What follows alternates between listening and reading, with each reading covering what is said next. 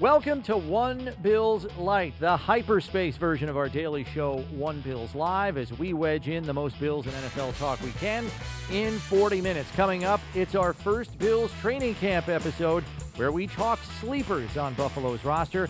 I provide a top 10 all-time undrafted Bills rookies list. Steve flexes his brain in the numbers game, and we ask our one burning question. Someone ring the bell!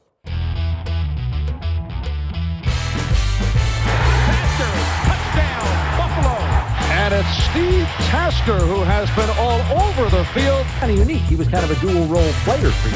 Steve! A balloon. Steve! A blimp? We're not even in the stratosphere of normalcy here. Welcome back to One Bills Lite. Chris Brown here, Steve Tasker there, and we were on a bit of a summer hiatus, but we are back to our weekly schedule. And training camp report day for the Bills is this coming week. First practice, July 28th, and obviously expectations are sky high after marching all the way to the AFC title game last year. So let's start there, Steve. What are realistic expectations for the Bills in 2021? It's been a long time since we've had the opportunity to, with a straight face, say, sky's the limit. Reasonable expectations, deep run into the playoffs, mirroring what they did last year with a chance to go to the Super Bowl. And, of course, once you get in the Super Bowl, hey, win the thing. It's not out of the realm of possibility. It's not off the table. Everything's right in front of them. Now, certainly there's only probably about 1 to 1.5 million things that could go wrong with that, like there is every team. Yep. Injuries, other team injury, whatever. Other teams catching fire, a bad bounce of the ball at the wrong time in a close game. Absolutely. All of that stuff's on the table. But this is a team that has a great roster. They've got great leadership. They have a coaching staff that maximizes the talent that they have, and they have acquired a massive amount of talent on this team. Yeah. In short, back in the old days, we'd say this, guys, they got some guys. Mm-hmm. And they got them on the coaching staff and the field in the right spots, and they've got continuity. Getting acclimated to this program, not too many guys have to worry about that. Emmanuel Sanders, he's not even a guy you're going to depend on to carry the load. He's going to be a part of it. That would be the only top guy that you'd say, well, okay, he's got to get acclimated. Yeah. But I'm telling you what, Brownie, this is a team that every single time they line up to take the field against anybody, they're going to feel like they can win. Realistic expectations, the whole kit and caboodle. I mean, and nobody's going to look at you sideways if you say that about this team.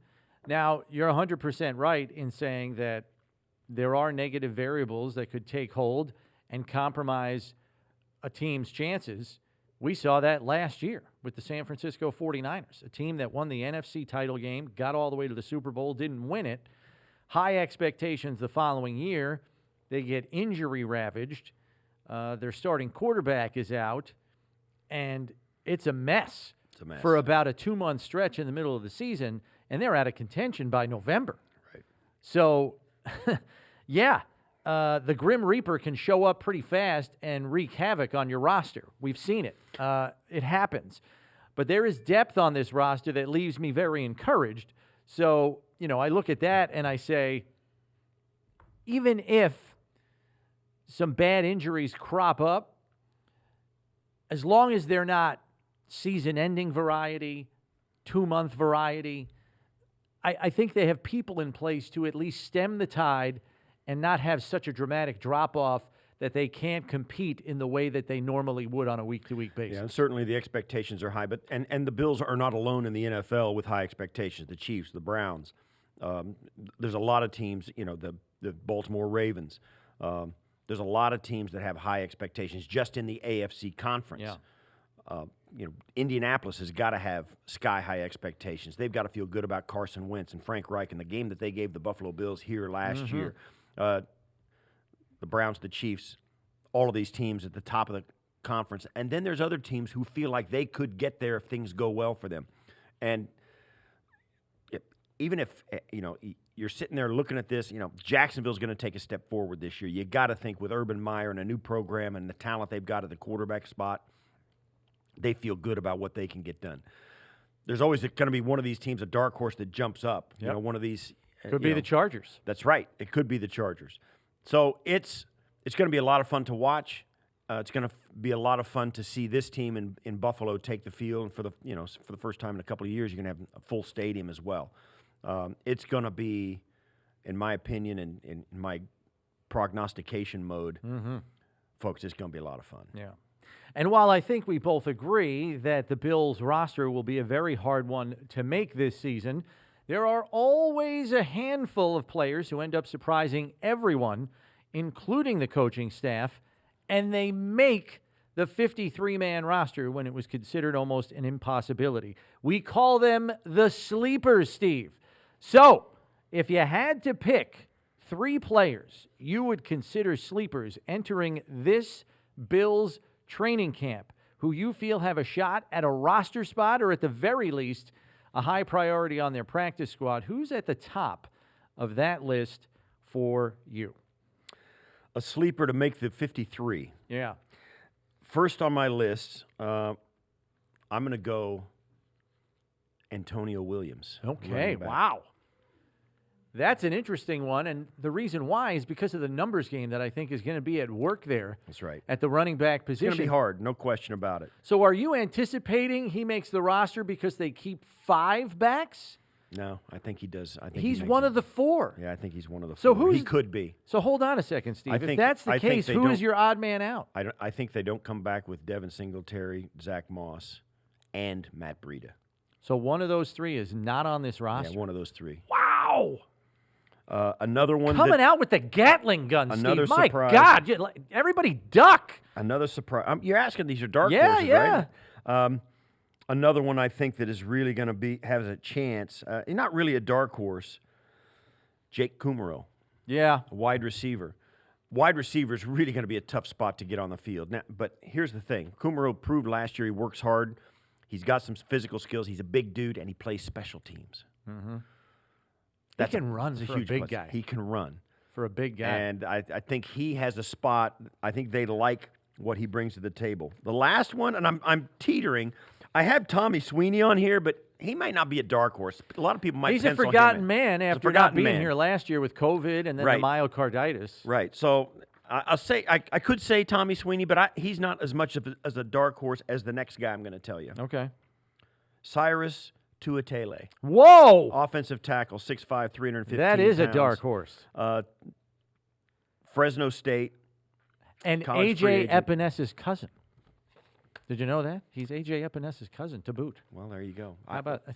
So I think I don't know if that's going to help him make the got- roster, but I think at the very least Tuatele can make the practice squad okay. and be a depth piece. Now they've got offensive linemen everywhere, and behind everywhere they've got them up to play, they've got guys behind them that can play. But I think Cyrus Tuatele has got a chance. I think he's got a chance. Mm-hmm. So there you go. Those are your 3. Here are my 3, Steve. Okay. Number 1, Jack Anderson, the 7th-round pick. Yep. Okay. Now I know you say, 7th-round pick. Is he really a sleeper? I mean, they drafted the guy. Let's not kid ourselves here. The offensive line is extraordinarily deep. I think they had 16 offensive linemen in camp. Mm-hmm. And Anderson is behind a bunch of guys who actually have time on the field for the Bills at the guard position. But this is a kid who was a highly decorated guard just coming out of high school, had a 4-year career at Texas Tech, and this kid just looks like he was born to play guard in football. And the early returns on him in the spring were very positive. Obviously, things could change when the pads go on. But I think Jack Anderson is a polished technician who, with a really strong camp, could unseat one of the backup linemen for one of the top 9, maybe 10 spots on the roster. Like, I see him pushing a guy like Ryan Bates. I see him pushing that veteran Jordan Devey. Guys like that. And I think Anderson could find his way onto the back end of this roster as, the 9th, maybe the 10th lineman to make the squad. Yeah, Out of Texas Tech, you know he's going to be able to throw the pass set. Which is what you better be able to do here. And he's 6'5", 300 pounds plus. He's kind of got the frame they look for. So, yeah, I mean, he's got some physical traits, and I get it. I get it. Some of these offensive linemen are going to emerge out of this. Yeah. Because when you – and this is one thing that Sean McDermott and this coaching staff does. They level the playing field. Let's see who rises to the top. Every training camp, every day of practice, level the playing field. You got to keep above that line if you want to keep your job. And the thing about Anderson that I think gives him the best chance is the fact that he is so technically sound. We think about the move and the surge that Gabriel Davis made last year. It's because he was a fundamentally sound player. Right. First. And then the fact that he could absorb and apply everything like a veteran only enhanced his chances, and he had a major role on the team. I don't envision that for Jack Anderson, but I think because he is technically sound, fundamentally sound, that gives him a really good chance to find his way onto the back end of the roster. Number 2 for me, Steve, and I don't know if we really qualify him as a sleeper, but I don't think a lot of people are talking about him because of the attention for the other young players at his position. But F.A. Obata, man, like this guy was a very under-the-radar signing. He's got some time in the league, but nobody sees him as a given on this roster. I just think he's a physical specimen who I think offers some versatility to this defensive front that's going to land him a roster spot, even though this team is extraordinarily deep at end and has some proven players inside. I don't think F.A. Obata's a dark horse at all. Probably not. He's an absolute. All right, maybe I should pick somebody else. I think F.A. Obata will be, on of the the groups roster. we've played, the 3 that I mentioned, the 2 that you've mentioned so far, he's the guy that actually is going to play and have a role. Okay. Every down. Not every Maybe game. I'm underselling. Every game. I think the guy can go. We'll see. But, yeah, I'm with you on that. And then I go to the secondary next, and I think a guy that's not getting enough attention is Josh Thomas, the safety who was an undrafted rookie last year, spent all last season on the practice squad, and I think has really made strides here entering year 2. And while a lot of people are high on DeMar Hamlin out of Pitt, their 6th-round pick, and I understand why, I think Josh Thomas is right there neck and neck with him for that 4th safety role, and it's going to be a very compelling competition, as exciting as 4th safety can get for you. Right. And it really is probably going to come down to which of those 2 is better on special teams to determine who the 4th safety is going to be. But I just think he is a supreme athlete. I like his instincts. I remember watching his college film, and I loved it. He was probably the undrafted signing last year I was most excited about. And I think in year 2, he's going to take another step, and I think he could flirt with a roster spot this year, provided he has a strong camp. If we want to replace F.A. Obata, I'd throw Nick McLeod in there, the corner from Notre Dame. Was another undrafted signing. I think if he shows well, there's a lot of unproven players at the cornerback position after Levi Wallace, Tre'Davious White, and Taron Johnson. A lot of unproven guys. So in that mix, if you can set yourself apart, you can make this roster. You really can. Yeah, that's really the only way you're going to do it. And I like Nick McLeod's skill set, so I'll throw him in and maybe take F.A. Obata out since he is, you're right, he's probably on the roster. He's not a sleeper, really. So those are your names: Jack Anderson, Josh Thomas, Nick McLeod, and I've got Jake Kumaro, Antonio Williams, and Cyrus Tuatele. There we go. All right, here we go. That's it. Now let's just say this: if any of these players do in fact make the roster, what do you think is a realistic role for any of these guys? Look at your 3 guys. Limited. Yeah. Limited. Jake Kumaro will come in when somebody twists an ankle like last year. Same John with Brown Antonio goes Williams. down. Even let's think about it. When John Brown went down last year and was struggling to get healthy, that's when Jake Kumaro kind of elevated his play, kind of got up there, and we started seeing him on special teams. And then finally he got in the Denver game. And then he was back down after that when John Brown kind of came back and got back in the mix. When the injuries above that roster spot are in flux because of injuries, you see these guys elevate. That's what will happen with Cyrus Tuatele. That's what will happen with and now if Antonio Williams makes the roster, that guy's going to carry the ball.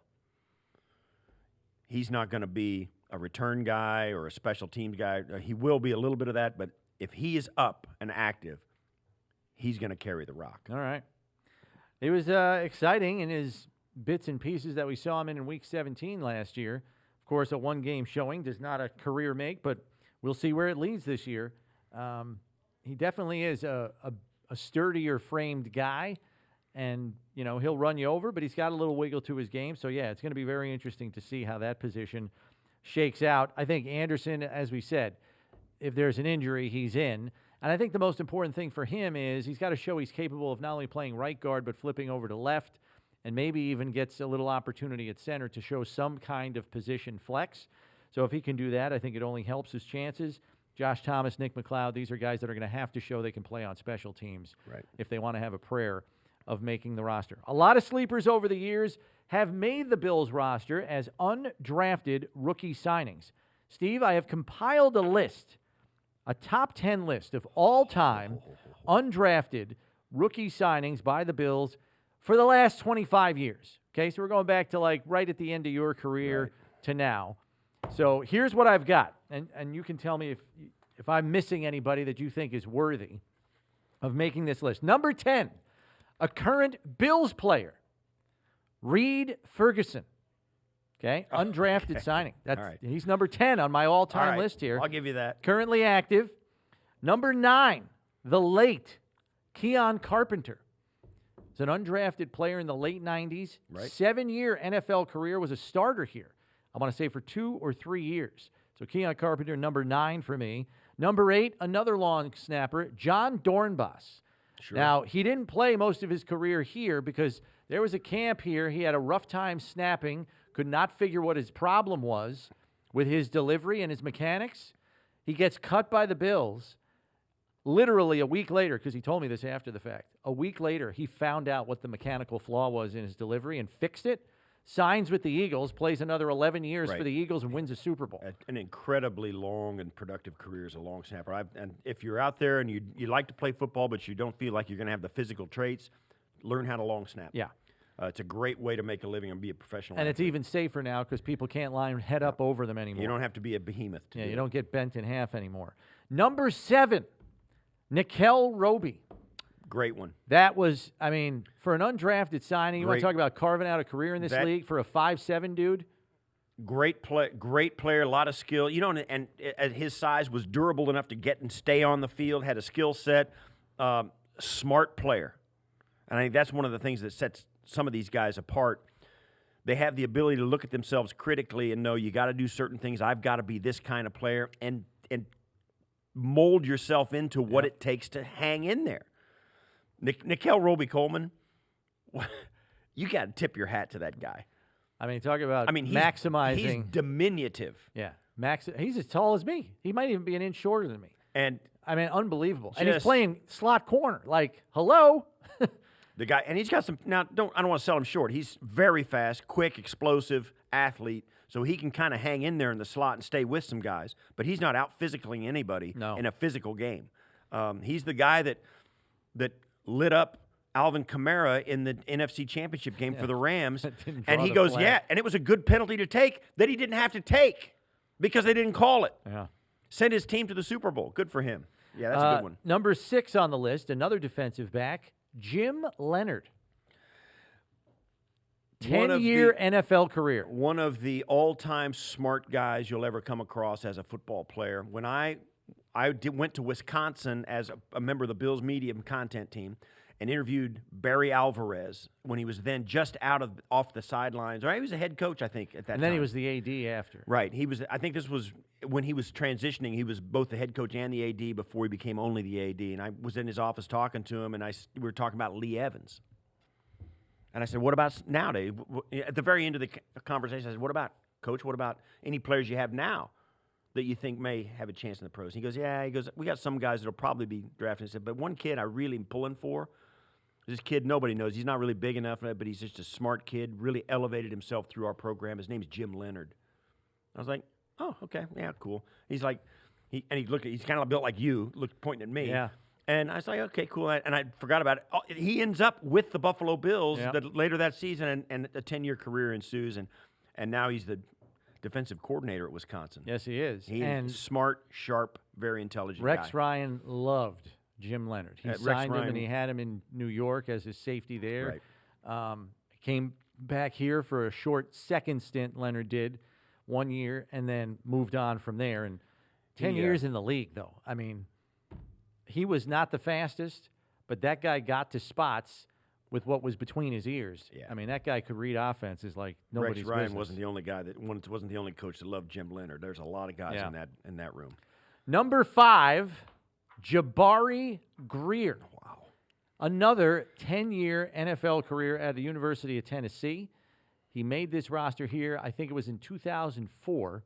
Played here for 5 years, then signed a big free agent contract in New Orleans, played 5 more years down there, including getting a Super Bowl ring. Pretty good, man. And that guy could run. He was a national champion track athlete. Right. He had some wheels. Yeah, when you've got something that gets you in the door, if you can maximize it and elevate everything that's kind of keeping you from being a star player, and you just kind of work on it and kind of hang in there, these guys, the thing that sets them apart, and people don't realize how smart these guys are to hang in there with whatever limited capacities they have physically, to learn how to survive and prolong their career and do whatever it takes outside their physical gifts to hang in there. Yeah. That's basically the key to the entire process. Number 4, and this is technically qualifies for the list because when he first came out of college, he was undrafted but could not get to a camp. Played in the Continental Indoor Football League, then a year with the Rhine Fire, and then the Bills signed him. Fred Jackson, number 4 on the all-time Bills undrafted list. And we really don't need to say much more than that, but you want to talk about making it the hard way. Holy crow, man. Like that, that was it. That's the long trip. That's the long way around right Yeah. there. And good for him, too. He became a fan favorite because of the kind of guy he is, and he was productive. Never had to wonder what you were going to get out of Fred on any given game, and it didn't matter if the team was up by 10 or down by 30. Yeah. You were going to get an honest day's work from Fred every single time, and I think that's what appealed to Bills fans so much. Number 3, Brian Mormon. Now, the only reason Mormon eclipses Fred Jackson is because he went to 2 Pro Bowls as a punter. I mean, you got a Pro Bowl punter that's undrafted, and I know a lot of punters don't get drafted, but Pittsburgh State, I mean, maximizing everything that he had in the tool shed to have a 12-year career in the NFL. Still the only punter to ever go to the Pro Bowl from punting in Buffalo in these conditions. Yeah. And he did it twice. He is, he deserves that. No question about it. Number 2 on the list, a former teammate of Steve's, Pat Williams. I knew Pat Williams was going to be on the list. Pat Williams, undrafted. What was that, A&M he was out of? Texas A&M, I want to say? Pat Williams came in and played next to, I think, Teddy Washington, right? Yeah. What a player. Yeah. I don't know how that guy doesn't get drafted because he was a fantastic player. That's right. I mean, from the get. Yep. And he's one of those, I guess, high priority free agents. And well, if we don't get drafted, this is a guy who, for some reason, slipped through the cracks. Whatever, man, oh man, yeah, what a player. Unfortunately, the Bills couldn't hold on to him, and he ended up playing most of his career in Minnesota, going to Pro Bowls up there. And number 1 on the list, the Bodyguard, Jason Peters. He's in the Hall of Fame. Yeah. He's going to be a Hall of Famer. He'll be a first ballot guy. He will be a for first sure. ballot Hall of Famer when he comes out as a left tackle. Complete freakazoid. Came here as a tight end. You watch him play left tackle, and there is no visible weakness in his game. Yeah. He can take on big-time bull rush guys and just stone them. And you get a speed guy like a Von Miller or Jerry Hughes or any of these other guys, T.J. Watt, and they come in and throw a move at the guy, and it's like big brother, little brother kind of thing. I mean, you just can't get around him. He's a phenomenal player. So that is the top 10 all-time undrafted rookie signing list by the Bills over the last 25 years. Time now for the numbers game, Steve. And with training camp starting this coming week, the focus is on quarterbacks in training camp. So, Steve, I'm going to give you a year, and you're going to try to name me at least 2 quarterbacks in training camp for that particular year. I'm going to embarrass myself. Go ahead. Are you ready? Yeah. First year, 1987. Give me at least 2 of the quarterbacks that were in camp. I'm going to tell you right now, there were 5 that year. As Jim Kelly, Frank Reich, Stan Gelbaugh. Actually, Gelbaugh is not on my list here. 87. Yeah, he might not be. 87. He might have been 80. He might have been 88. Yeah, There was a draft choice, believe it or not, in 87, a 5th-round pick. Dan Minucci. in 87. That's what I got here. Wow. And then Willie Totten was here in camp. No idea. No, that is. Yeah, you may as well have made up that name. I'm sorry, Willie. Well, you got 2. So you're good there. 1997, Steve. Give me at least 2 quarterbacks in camp. There were only 3 that year. Jim Kelly, Todd Collins. Not Jim Kelly. He Oh, retired. I'm sorry, not Jim Kelly. Todd Collins and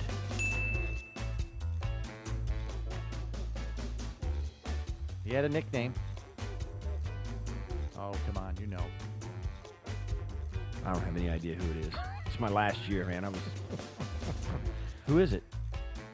Alex Van Pelt. Oh, Alex. Shoot. Of course, I should have known that. The third I was forgot Alex was here. Yeah. Billy Joe Tolliver. Hobart. Oh, Hobart. I played golf with Billy Joe. I still have his putter. 2004. Oh, man. Quarterbacks in camp. Come on now. I'm gonna suck at this. Just think for a second. 2004. Okay, Mike Mularkey's the head coach. Starting quarterback was a veteran. It was probably Bledsoe. Yes, Drew Bledsoe. And behind Bledsoe was 4 quarterbacks in camp that year. wasn't Alex, was it? It was not Alex, no longer there. He was in the broadcast booth that year. Yeah. Alex. I don't know. There was one that was drafted that very year. EJ? No, EJ. 2004. Is EJ? What year is EJ? I don't even know. He's much later, Yeah, okay. 2013 draft. All right. What's the guy's name? I am You're treading trying water. to climb up a greased pole right treading now. water in the toilet bowl, and somebody flushed it. Okay, I'm going to tell you the guy you're definitely not going to get. The 4th-string quarterback out of Vanderbilt that year, Greg Zolman. Then there was Are you making these names No! up? No, I am not. Then the guy that was a 3rd-string quarterback here for a couple of years, Travis Brown. And Are then, you kidding? And then the backup was the former 1st-round pick in 2004. JP? J.P. Lossman. Yes, you got it. 2007, Steve. There were 3 quarterbacks in camp. Dick Duran was the head coach. Cobb? Kevin Cobb was not one of them at that time, no. He was in 2013. One of the aforementioned quarterbacks is still on the roster at this point, so you can guess him from 2004. JP, yes. And then there was another draft choice that very year in the 3rd round who was on this roster, who was drafted at the quarterback position out of a Pac-10 school. I got no chance. Trent Edwards. And the Wow. And the 3rd quarterback was Craig Nall. Let me tell you something. Craig Nall rings as big a bell as Trent Edwards does. Wow. Now, I know Trent Edwards. Wow. Yeah. And the last one, Wow, Steve, you talk about a speed bump in the highway of your life. Craig Nall used to call me Driftwood Why? because he said I was always floating around the locker room trying to Driftwood. talk to people. Wow. Hey, Driftwood, what's up? He That's used to call me hilarious. Driftwood. That's hilarious. 2014, the last one, Steve. Give me at least 2 of the quarterbacks in camp in 2014, and I'm going to tell you, you're going to love this list because there were 5 total. EJ? EJ is 1, correct. Cobb? Not Kevin Cobb. He was only here in 2013. These names, I can almost I would bet money you're not going to get any of these. There was an undrafted kid that everybody went gaga about this year. He actually started a game against Kansas City and lost. They almost won the game, but he lost because of injuries. He had to play. It's the only start he made in a Bills uniform. And then there was another journeyman quarterback who got picked up. Yeah, the journeyman quarterback rings a bell, and I can't think of who it is. So I'm going to give you the rundown because this is fun. Okay, so EJ. after EJ, Thad Lewis, Oh, yeah. Jeff Toole, Oh, yeah, Tool time. yeah, Dennis Dixon, Oregon, running quarterback, and then brought in for the last preseason game, a guest on our One Bills Wait. live show. Chris. Not Chris Sims. Jordan Palmer. Really? Jordan Palmer. I had to put 2014 in there just because of the names alone. All right, that is the numbers game. Tell you, man. Good effort there by Steve. Good effort. Thank you. I appreciate it. We will move on to our closing segment here quickly as we close out this episode of One Bills Lite with our one burning question, talking to our callers and reading the comments from our listeners who tweeted us at One Bills Live. There are concerns about the defense improving the run defense, pass rush, and red zone defense. So our one burning question, Steve, do you believe the Bills will address those deficiencies more with improved personnel or a change in scheme? Well, I think they'll improve on all fronts. I think that's what their effort is. The schemes, maybe they'll tweak a couple of things. They don't change much. They believe in what they believe. Yeah, the players are what is the difference. I think they want to do what they do and do it better. Yeah. I think when you get to the level where the Bills' defense has been, perhaps not last year, but 2 years ago, they haven't made wholesale changes. They've tweaked a couple of things, particularly on the defensive front, but their linebackers are the same two guys. The defensive front is the issue. So I think you're going to have to say, I'm going to say the players, not only the players that are going to be there to play better, but the players that are there are going to play better. Yeah. That's where I think the defense has struggled and where the changes were. Because if you look at 2 years ago when they had a number 1 or number 2 defense in the league and with all the major categories, they were impossible to move the ball on. The only thing that changed from that year to the next was the guys up front. Yeah.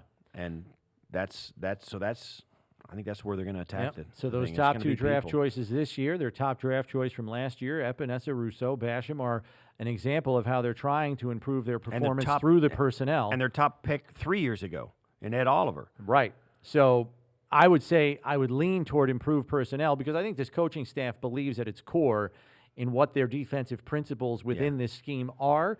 So I think the scheme will be tweaked based on opponent from week to week, but in large part they're expecting better overall performance from their defense because of improved personnel.